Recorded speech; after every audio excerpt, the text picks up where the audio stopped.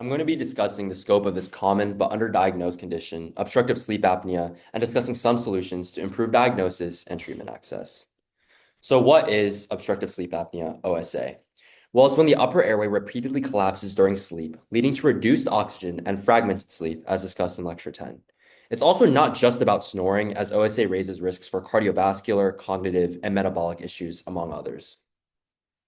I'm going to be starting a bit with background and then my proposed solution. So, getting into the scope and prevalence, while around 30 million US adults actually have OSA, and globally nearly 1 billion people are affected, surprisingly, over 80% of these cases remain underdiagnosed. Risk rises with age, obesity. It's also higher in men, premenopausal women, and there can also be a vicious feedback loop where OSA worsens obesity and diabetes, which in turn worsens OSA. Now, with an aging population and rising obesity rates, coupled with other lifestyle factors like smoking and sedative use, OSA prevalence is going to increase in the years to come. So, a little bit about the history. Well, reports of snoring with choking go back for centuries, and the condition was formally described in the late 20th century. And early treatment consisted of tracheostomy, which was effective but obviously invasive. And CPAP, continuous positive airway pressure, quickly emerged as the gold standard of treatment in 1981. Recent research is also revealing the prominence and effects of OSA, as well as there are new treatments entering the market as well. So, what about the actual health and safety consequences? Well, untreated OSA leads to more hospitalizations and serious comorbidities. OSA negatively impacts cardiovascular health, and cardiovascular disease is the leading cause of death worldwide. Emerging research also suggests that OSA may be associated with cognitive decline. Additionally, sleep deficiency, including from OSA, is known to increase risk of obesity by affecting metabolism and promoting weight gain, as discussed in Lecture 11. It also affects public safety, causing reaction times to drop, visual perceptive ability, which increases crash risk. Furthermore, the societal risks and economic impacts are huge as well. Economically, untreated obstructive sleep apnea costs the US nearly $150 billion per year. This is around 87 billion in lost productivity, 26 billion in motor vehicle accidents, and 6.5 billion in workplace accidents. Additionally, untreated OSA increases healthcare expenditures by around 30 billion per year, and it does this by increasing the strain on the healthcare system. So, what are some historical barriers to diagnosis? Well, key barriers include long wait lists for sleep labs and limited availability of alternative treatments. Even among those diagnosed, adherence to CPAP is variable and oftentimes pretty poor. In some regions, CPAP also isn't consistently available. So, what about a solution past interventions? Well, specifically looking at primary care, a study from Australia showed that OSA can be managed just as effectively in primary care as in sleep centers. This suggests a scalable model that's easier to access.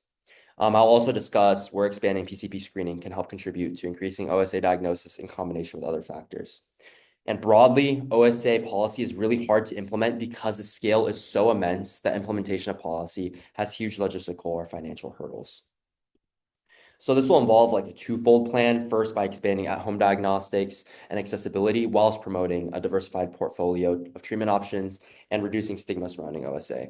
Both of these really need to be driven by cultural change to be truly transformative or effective, though. So first, expanding at-home diagnostic with diagnosis with affordable devices. This can follow a similar model to pregnancy tests as they used to require going to the clinic, seeing a doctor, and since the 70s, over-the-counter tests, which allow for more widespread testing, have been implemented, and we can aim to do something similar with OSA. Devices like the Night Owl we used in class cost less than $20 to manufacture and theoretically could be viable for broad distribution. Currently, it does retail for over $100, but if we could bring it down and make it more accessible, this would really help it to take off as a diagnostic tool. On the other side of things, Baritone is a startup that's developing sonar-based sensing. It's not on market yet, but it's actually able to diagnose the anatomy of the airway collapse and is more informative than any small form factor wearable we have now. With the growing market, the current workflow is still pretty primitive as it just involves CPAP first. If it doesn't work, then exploring other options. Drug-induced sleep endoscopy, which is a surgical procedure to actually look at the anatomy of the collapse, comes at the end of this workflow, which is very inefficient. And so moving something like Baritone's wearable to the beginning to get the anatomy of the collapse diagnosis would improve upon the current AHI and other diagnosis procedures that are currently used. Some barriers, of course, include industry resistance and regulatory hurdles, but making the workflow more efficient has cost savings for hospitals and insurance providers.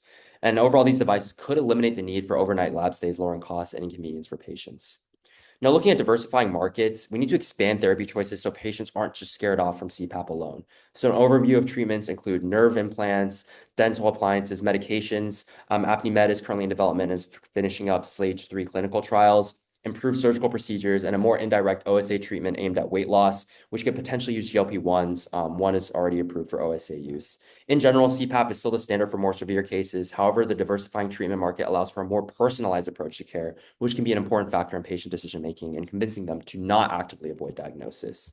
Some barriers, insurance issues. We could do health economic studies to show long-term cost savings. A potential timeline could include a pilot distribution of at-home test kits through select clinics and telehealth programs in year 1, submitting data to regulators for expanded indications. In the second year, looking at FDA clearance for DTC use and using insurance reimbursement for at-home diagnostics.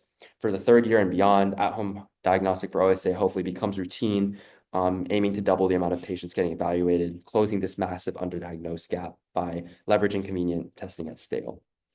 Now, how are we actually going to drive this cultural change and provider action? A public awareness campaign and partnership with influencers could really help propel this discussion to the spotlight. Coming up with a slogan, not necessarily stop the snore, but rallying behind something. In terms of actual models, the Shack Attack sleep apnea case was pretty cool. We could also do a case study of perhaps the most effective PSA or most shared PSA in history by Metro Trains in Australia. Additionally, we would have to ensure that primary care integration to increase screening occurs, first targeting providers themselves to educate them so they don't miss OSA, as well as including questionnaires for sleep apnea symptoms, especially for high-risk patients, and make sure that there are clear protocols for referring or ordering these sleep tests that we discussed earlier. Overall, it's a fantastic time to tackle OSA in the next decade because treatment is rapidly evolving, and this virality can really allow so much to happen in a short amount of time. So the OSA market is really primed to be transformed in the next few years.